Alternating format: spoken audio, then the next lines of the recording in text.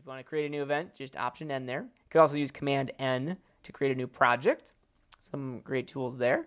And then the last one, which I had to do a little bit of research because I just in my own workflow I never do this, but they said if I've minimized Final Cut Pro, how can I bring back that minimized window without clicking on it, right? So this was interesting. So I'm going to minimize Final Cut just using the little yellow shortcut there. We'll close out of our compatibility. So notice down here on the dock on the right side we have Final Cut Pro minimized, and I can click on it to bring it back. But if I've minimized it, how can you get back to it without using a shortcut, right?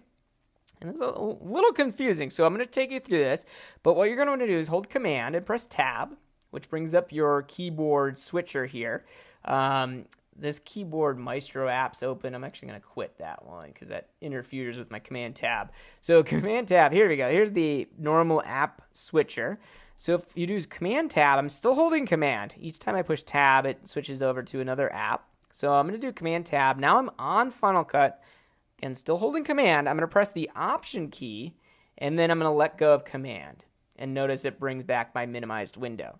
Whereas if I minimize Final Cut, I go to Finder, I go back to Final Cut, it's not doing anything, right? Because it's not being told to bring back that minimized window. So to make the minimized window show up, again, Command Tab, make sure you're on the app, in this case Final Cut, hold Option, and then let go of Command. And there's our window comes back without having to click on the dock item at the bottom.